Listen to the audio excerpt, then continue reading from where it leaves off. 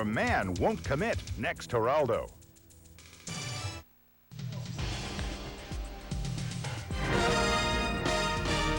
This is Channel 2 News at 11. Good evening. Tonight, U.S. allies have gone on the attack in Somalia. U.S. forces and UN peacekeepers launched airstrikes in Mogadishu late this evening. The Pentagon says the strikes are in retaliation for a deadly attack on peacekeeping forces last weekend. The airstrike came in the thick of night. AC-130 gunships, like the ones you see here, flying under the cover of darkness, unleashing a storm of machine gun on select targets in the Somali capital of Mogadishu. The Pentagon says they're trying to wipe out strategic positions of Somali warlord Mohammed Farah Aidid, a clear retaliation against the man believed responsible for last weekend's ambush that killed 23 UN peacekeepers. Aidid was quoted on news reports just today with comments suggesting that he knew he was a marked man. Since the incident of last Saturday, the tension of in the country, particularly in Mogadishu, is rising. As for the fleet of gunships, their capacity for destruction is great, each one carrying howitzers and Gatling guns capable of spewing 17,000 rounds a minute. The air attack is just phase one of this operation. The Pentagon also says a second phase will include ground troops. Officials wouldn't say when that will begin. But earlier today, the Pentagon announced it had ordered 2,000 U.S. Marines to break off maneuvers in Kuwait and go steaming south toward Somalia. There are 18,000 United Nations troops in Somalia, including 4,200 Americans. President Clinton reportedly signed off on the attack after being briefed by Defense Secretary Les Aspin and Joint Chiefs of Staff Chairman Colin Powell. Just about an hour ago, we talked to Reuters reporter John Clayton in Mogadishu. He says he felt a series of explosions and is taking cover for what's next. There seems to be a little bit of a lull now. For the last few minutes, there hasn't been any explosions, but we believe that what we're seeing here is a softening up exercise using mainly air power to ready Aidid for a ground attack, probably by U.S. forces at dawn. John, what about the people? The ordinary people of Mogadishu is divided. Some of them are happy to see United States forces back here so soon because they see it as a sign that the United Nations is at last determined to act against the warlords who've terrorized them for the last 2 years. At the same time, they're naturally worried and frightened that this is the start of yet another cycle of violence. Right now, the lull in the fighting continues, the first phase in the attack having lasted about an hour and a half, according to reporters on the scene. But dawn is breaking now in Mogadishu. We're waiting to see what will happen next, if ground attacks will begin. Ernie? And with the military action in Mogadishu being carried out under the United Nations command, we want to get the latest now from the UN. Channel 2's Mike TAIBBI is live for us with more. Mike, what can you add to this? Ernie, how are you? Nobody is actually meeting or in session right now, but what Reuters reporter John Clayton referred to as this exercise. But the Office of Secretary General Boutros Ghali has been very busy for the last couple of hours preparing a statement to be read to reporters. I just got off the line with one of Mr. Ghali's, Secretary General Ghali's spokespeople, and I'll read you part of this statement. You have to get through the UN speak, so to speak, and here are some of the key points. The statement reads, "It is well known that Somalia has been awash with weapons, creating a climate of general insecurity, which UN peacekeeping forces tried to rectify. Regrettably," the statement reads, "the situation deteriorated and led to the unprovoked armed attack against UN personnel back on June 5th. That was the ambush killing of 23 Pakistani members of the UN peacekeeping forces." The statement goes on, "The UN is determined to continue working with responsible Somali factions and to eliminate the heavy weapons that have been used to terrorize the Somali people for so long." And finally, this may be the key point, to that end, the UN forces will take any measures that might become necessary. The intention to stabilize a deteriorating situation and to enable the restoration of normal conditions. You will note that there was no specific mention of Mohammed Aidid in that statement, no mention of the other measures which might be contemplated, which countries' forces might be used, what types of assaults might take place. The spokesman did, however, say there will be additional statements starting tomorrow morning. Reporting live from the UN, this is Mike TAIBBI, back to the studio. This is a new posture by the UN. I mean, a more forceful UN is what we're seeing here, Mike. Yes, we'll see what happens tomorrow, though, when these statements aren't coming out. Okay, we'll have the latest as we get the information to you on Somalia during this broadcast. Stay with us. Dana. Turning now to other news tonight, President Clinton seems on the verge of making one of the most important decisions of his presidency. It looks as though he has selected Stephen Breyer, a federal judge from Boston, to fill a vacancy on the U.S. Supreme Court. Judge! Judge! Look at us! Judge!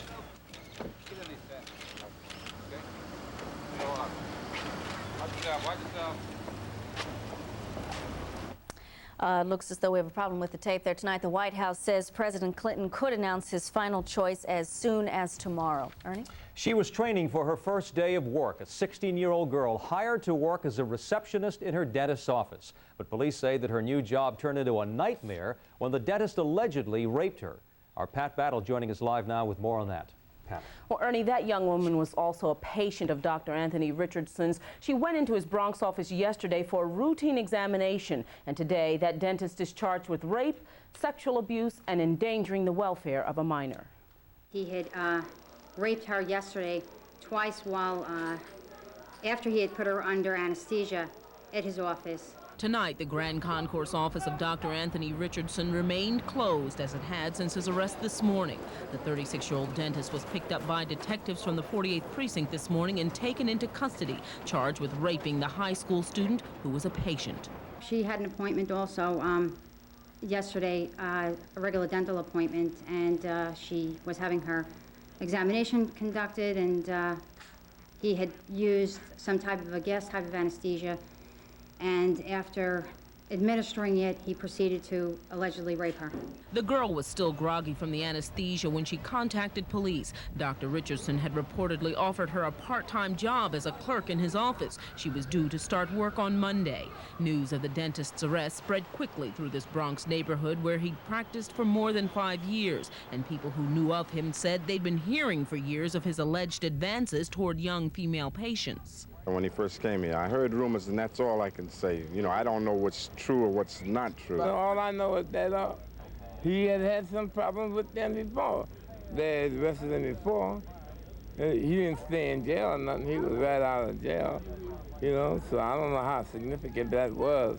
Police confirm that they are investigating allegations made against the dentist about 2 years ago involving another young female patient, but Dr. Richardson was not convicted in that matter. He should never get another license, and then he shouldn't even be back out here, because people don't have to be subjected to that. Police are asking any other patients of Dr. Richardson's who feel that they may have been victimized by him to come forward with that information. Dr. Richardson will probably be arraigned on the current charges tomorrow. Ernie, Dana. Thank you, Pat. A New Jersey man is being held without bail tonight, charged with hijacking a bus at gunpoint because he didn't want to be late for work. 23-year-old Paul Fritz pleaded not guilty to the charge today. Authorities say he boarded a New Jersey transit bus in West Orange yesterday morning, pointed a gun at the driver, and demanded to be taken to the Newark courthouse where he works as a court aide. At this time, the defendant stated, and this will be a quote, "I want you to take me to Newark, and I don't want you to stop and pick anybody up or I'll blow your effing head off," close quote. Fritz has been under psychiatric care since 1976 and has been taking the antidepressant drug Prozac. Tonight, he is committed to a hospital for psychiatric examination. In Brooklyn tonight, 4 teenagers accused in last week's murder of a teacher in Prospect Park have been indicted. A grand jury handed up the indictments late this afternoon, charging all 4 with murder, attempted robbery, and weapons possession. They'll be arraigned next week. Police say the 4 were trying to steal Alan Winslow's bike when they shot and killed him. Closing arguments were heard today in the trial of 3 teenagers charged with killing a beloved Brooklyn school principal. Police say Patrick Daly was killed in the crossfire of a shootout between the trio. Channel 2's John Slattery has more. After a trial that took almost 2 weeks, attorneys for the 3 defendants today tried to convince 2 separate juries that the trio is not guilty. This case was very, very, very weak, terribly weak, and still is. Defense lawyers tried to take apart and discredit the case against the 3 charged with murder. They are Shamel Burrows and Carrie Becca, both 18 from Red Hook, Brooklyn, and 19-year-old Jermaine Russell of Staten Island. They're charged with the crossfire shooting death of PS-15 school principal Patrick Daly. It happened in December. Daly went into the courtyard of the Red Hook houses following a schoolboy who'd gone home after a fight. Police say there was a gun battle between members of two rival gangs. Daley was hit once in the chest and died. The prosecution says the three showed depraved indifference to human life and share the blame for Daley's death. They set up that killing field. They could have done a better job if they had wanted to set up an ambush and crossfire to kill Patrick Daley. Shamel Burrows' fate is being considered by a separate jury because he allegedly told police he fired his gun only after the others fired on him. Burrows' attorney says that shows his client is innocent and laid sole blame on the other two. They, and they alone, shot first. That they created the killing zone, the killing field. That they murdered Patrick Daley. And the attorney for Jermaine Russell hoped to shift the entire guilt onto Shamel Burrows. This is about Mr. Burrows coming out into the street and deciding to execute these two men. With closing arguments now over, the case will go to the two juries on Monday. In Brooklyn, John Slattery, Channel 2 News. The anti-abortion activist who confronted Bill Clinton. Coming up next, Randall Terry is punished for his actions. And also a controversial Supreme Court decision on religious rituals that involve animal sacrifice. And later, the first show of the new Broadway season. Dennis has his review and another surprise for you. And Storm, how about some great weekend weather? Oh, I don't think I'm going to have any surprises for anybody, Dana. We're looking at some gorgeous weather ahead. And just how warm will it be? Is it beach weather? Well, I'll come back and tell you about that after these messages. Channel 2 News, sponsored by Tri-State BMW. Activists who tried to force a fetus on Bill Clinton last year will pay for his actions. A federal judge has sentenced Randall Terry to prison. But as Channel 2's Mary Murphy now tells us, Terry says that he is being used as a political scapegoat. The country's best-known anti-abortion activist, Randall Terry, says he lives his life by the law of Moses and the Ten Commandments. But today, a federal judge sentenced Terry to prison for disregarding U.S. law during the Democratic convention last summer. That's when Terry supporters defied a court injunction by blocking New York abortion clinics, and Terry himself thrust an aborted fetus into the face of then-presidential candidate Bill Clinton. We showed President Clinton a murdered baby. That was a political statement. That ultimately makes me a political prisoner. Yet State Attorney General Robert Abrams and his staff charge Terry's rhetoric has lethal results, pointing to the recent murder of Dr. David Gunn at an abortion clinic in Florida, allegedly by 31-year-old Michael Griffin, who wanted a Bible to serve as his legal documents.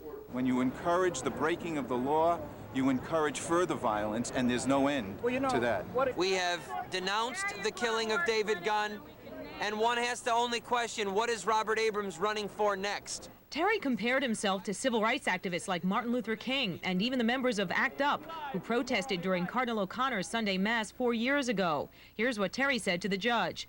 You remember when the homosexuals desecrated the Eucharist in St. Patrick's Cathedral? They were given a $100 fine. We value the right to disagree, and I would not want any of the homosexuals who sat in at St. Patrick's Cathedral to get 6 months in jail. But Judge Robert Ward felt compelled to put Terry in prison for at least 5 months. To the extent that your mission involves speech, I would defend it to the end. What is missing is a respect for the law. Outside, abortion rights activists held a sign saying, "To the moon, Randall," and one called Terry a bully. I have been at clinics where women have not been able to get in for mammography services, for gynecological services.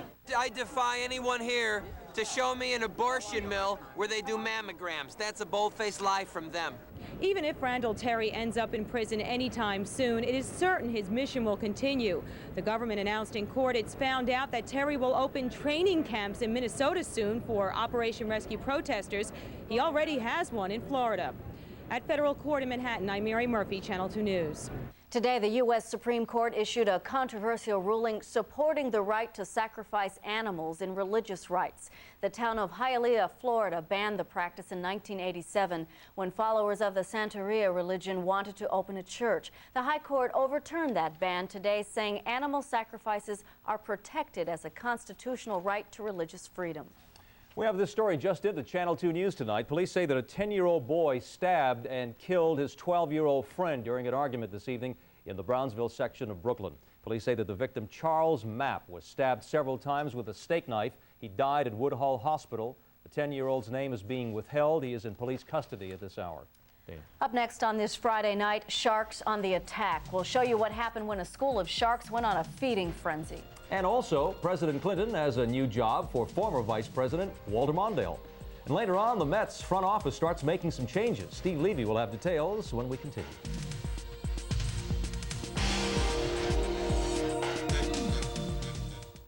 Every guy I've ever known thinks he knows everything about cars and everything about the 69 Mets. They walk around the car and lift up the hood and say, this is where the engine is and this is where the oil goes. What would I do without him?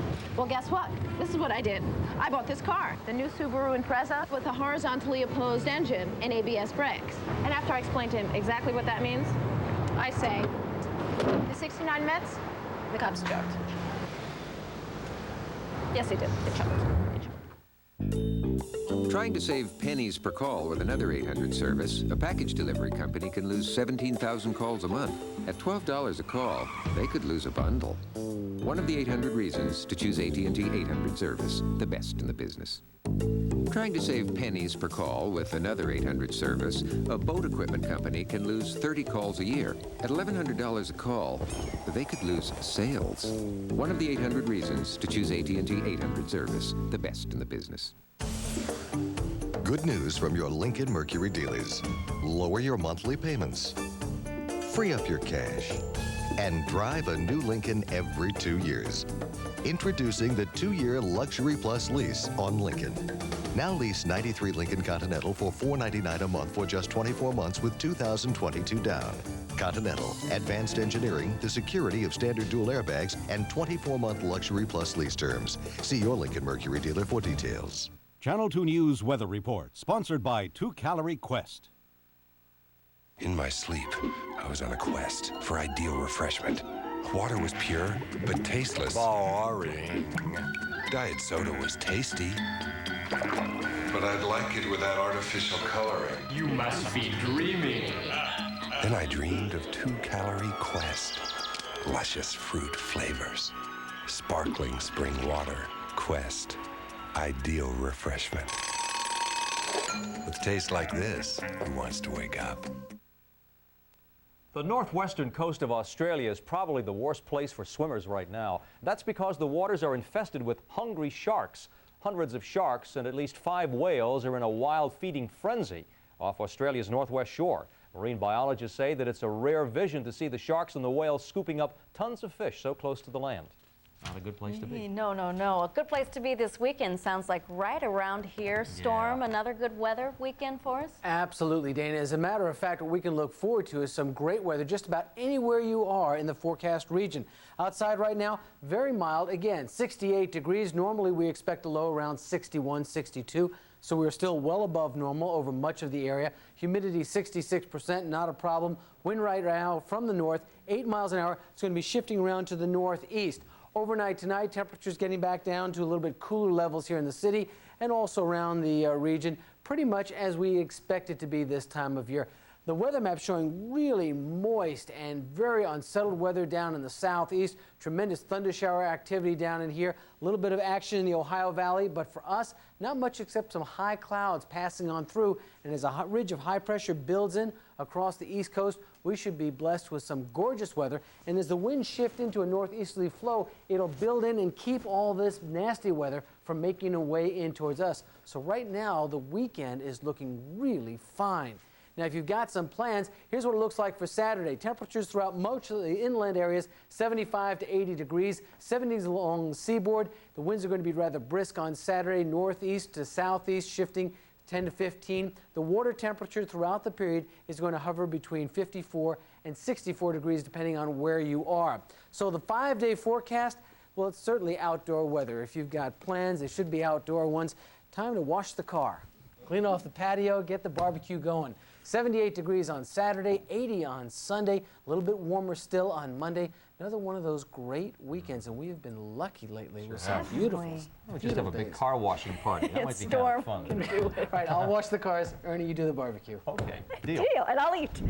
Former Vice President Walter Mondale has been tapped to become the U.S. ambassador to Japan. The president officially nominated Mondale today during a ceremony in the Rose Garden. Fritz Mondale is expected to win swift Senate confirmation. Still ahead tonight, we'll update our top story, and that is the United Nations attack in Somalia. Also, the new Broadway season begins. Dennis tells us if the first show is a winner. What's new from the Budget Gourmet? Introducing 12 new special selections entrees. It's sweet basil with 4 lusty cheeses. It's linguine and a dash of wine. All at deliciously new low prices. 12 new special selections entrees from the Budget Gourmet. It's budget, it's gourmet, it's both. Everyone can promise you the world. Anyone can say they're the best. At Harris, you can see for yourself. What separates us from all the rest is people. That's what you'll remember. Bringing it all together. That's what makes it better at Harris. The better people place.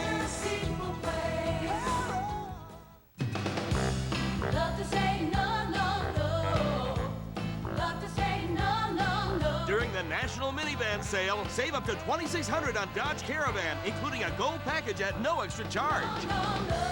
Gold wheels, gold striping, 15-inch tires, and more. And make no monthly payments till October. Love to say no, no, love to say no. Save up to $2,600 because we love to save. Sale ends soon. Feeling so thirsty, gotta put out the fire. Feeling so thirsty. Go down to the river and put out that fire. Go down to the river. For all the ways there are to work up a thirst, 7-Eleven has over 300 ways to quench it. No one puts out a fire like 7-Eleven. Thank heaven. From a proud past to an uncertain future, Mike TAIBBI explores the changing face of Puerto Rico. Saturday at 6 on Channel 2, The People. What's exciting about the business, even though we've been in it now 30 years, we're still learning every day. We've made every mistake twice at least. We're always experimenting with new shapes and new forms, but I think that's part of the learning curve. I think that's part of the lesson of life, and certainly the lesson of retail. And I think that just the very fact that people can use their American Express card ends up creating an additional sale for the store. American Express is welcome to Crate and Barrel, and plenty of places they pack them in. An update of our top story tonight, the pre-dawn UN air attack on Mogadishu, Somalia. Here are the first pictures of the attack as lumbering U.S. Air Force gunships opened a blazing attack on targets of a Somali warlord. The Pentagon says this was the first phase of the attack in retaliation for the killing of 23 UN peacekeepers last week. Phase 2, a ground attack, is expected to begin any time now, where it is dawn in Somalia about 6:30 in the morning. All right, there's other news to tell you about tonight. The Tony Awards were handed out this week, and the new Broadway season has already begun. The first show of the season, it is a musical, and it's called She Loves Me.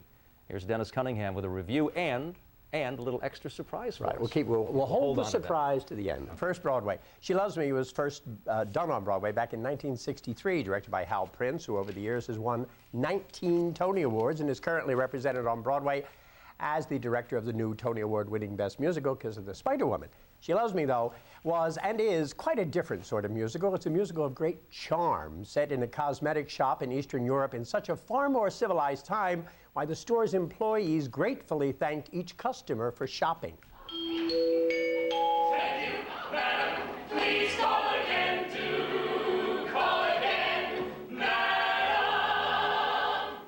The musical's central plot concerns two shop employees who don't at all get along, each night writing love letters to some unknown beloved. In fact, though they don't know it, they are writing to each other.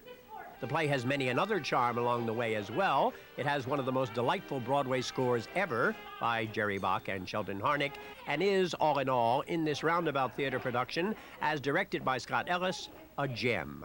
A bright and shining gem.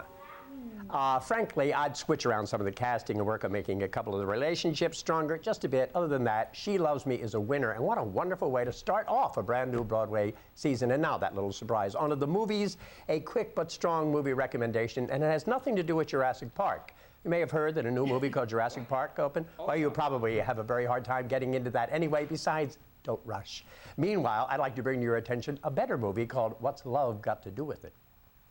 It's based on a book by Tina Turner about the trials and triumphs of her life, and as acted by Angela Bassett and Lawrence Fishburne, directed by Brian Gibson, and written by Kate Lanier, it is terrifically entertaining, and oh, that music.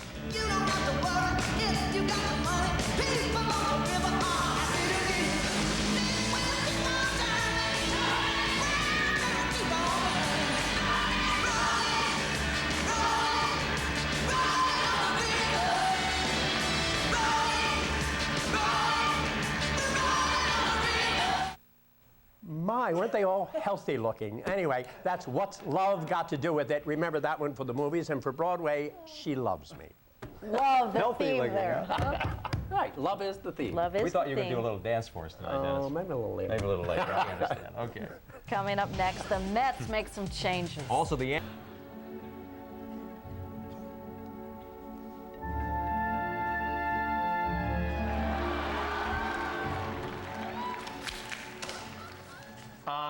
There's no smoking in this building, Mrs. Brady. What are you going to do, Peter? Charge me with smoking?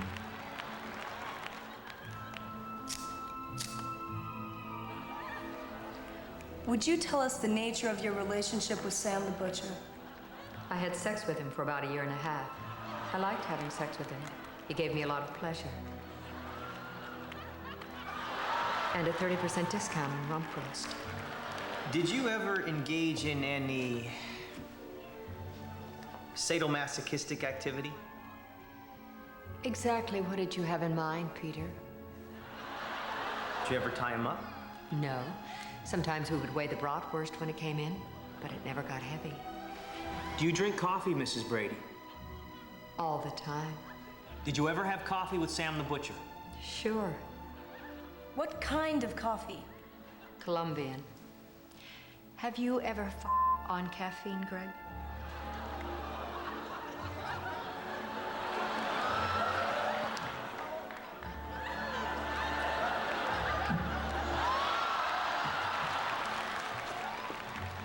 You like playing games, don't you? I'm a Brady. It goes with the turf. So, you were in the Secret Service. What made you get out? Money. Yeah. I can see your tastes are extravagant. May I? Yeah, be careful.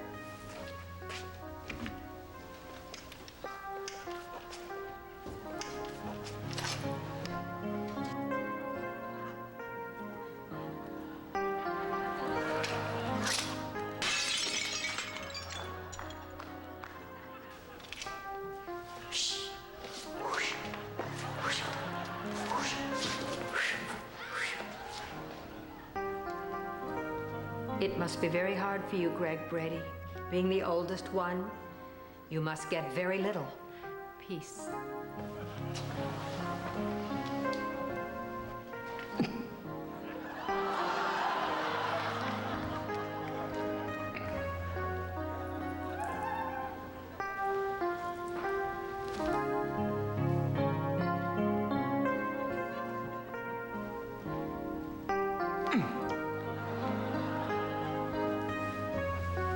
U.S.